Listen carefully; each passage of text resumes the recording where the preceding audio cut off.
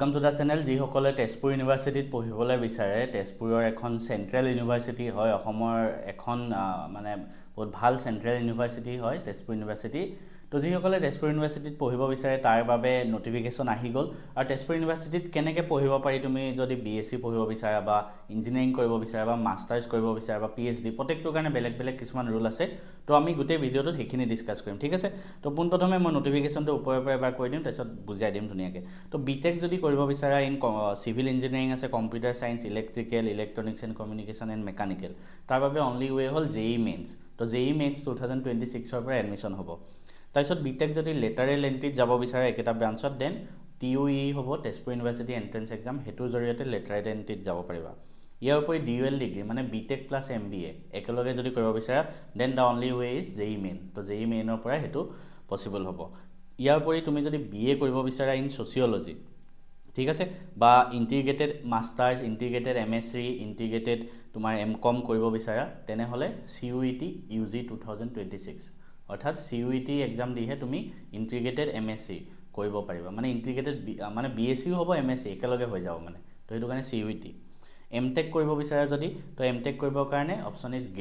gate pass কৰি তুমি MTech কৰিব পাৰা সেকেন্ড অপচন নন গেট যোনে গেট নিদিয়ে তেওঁলোকে টিউইইউ দিব পাৰে তেজপুৰ ইউনিভাৰ্চিটি এন্ট্ৰেন্সটো ইয়াৰ উপৰি সিইউটি পিজি2 পৰা যাব পাৰিব এমটেকৰ বাবে কোনবা যদি বিএড কৰিব বিচাৰে বিএড কৰাৰ বাবে তেজপুৰ ইউনিভাৰ্চিটি এন্ট্ৰেন্স এক্সাম হ'ব হেতুৰ জৰিয়তে বিএড কৰিব পাৰিব এমএড কৰিব বিচাৰিলে সিইউটি দিব লাগিব তাৰপিছত মাষ্টাৰ্ছ কৰিব বিচাৰিলে যিকোনো আৰ্টছৰ সাবজেক্টত বা এমএসসি কৰিব বিচাৰিলে only option is CUET exam ঠিক আছে আৰু পিএইচডি কৰিবৰ কাৰণে বিভিন্ন ধৰণৰ এক্সাম আছে নেট টিউই হ'ব ইউজিসি নেট স্লেট সব পৰা পিএইচডি যাব পাৰে তো আমি অকমান ডিটেইলত নটিফিকেশনটো চাওঁ কোনটো মানে কি ব্ৰাঞ্চ আছে মই অলৰেডি কলো বিটেক যদি computer science civil engineering electronics and communication engineering mechanical ঠিক আছে এইকেইটাত তাৰপিছত ডিউৱেল ডিগ্ৰী বিটেক আৰু এমবিএ তো কি ব্ৰাঞ্চত হ'ব যিকেইটা ব্ৰাঞ্চ মই ক'লো ইঞ্জিনিয়াৰিঙৰ তাত তুমি বিটেক হ'ব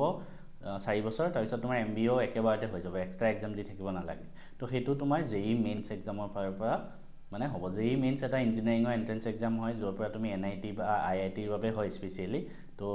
তাত মানে জেই মেইনছত যোনে কম নম্বৰ পায় মানে ধৰা এনআইটি টু সিট নাই পোৱা আইআইটি টু সিট নাই পোৱা তো তেওঁলোকে মানে এই টিউই তেজপুৰ ইউনিভাৰ্চিটিত ইঞ্জিনিয়াৰিং কৰিব পাৰে সেকেন্ড কথা আৰু বাকি বিএ ইয়াত অপচন আছে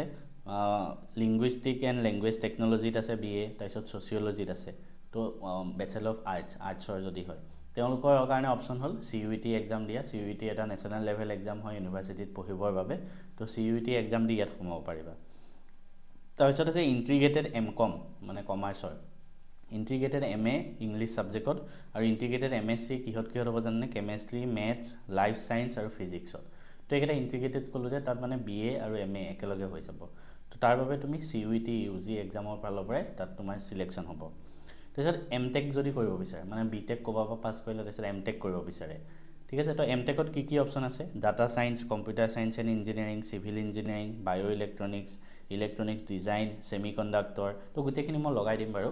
তো এমটেকৰ কাৰণে অপচন ইজ গেট কাৰণ গেট দিয়ে তুমি যিসকলে ভাল ৰেংক পায় গেটত তো তেওঁলোকে আইআইটিত পায় এমটেক বা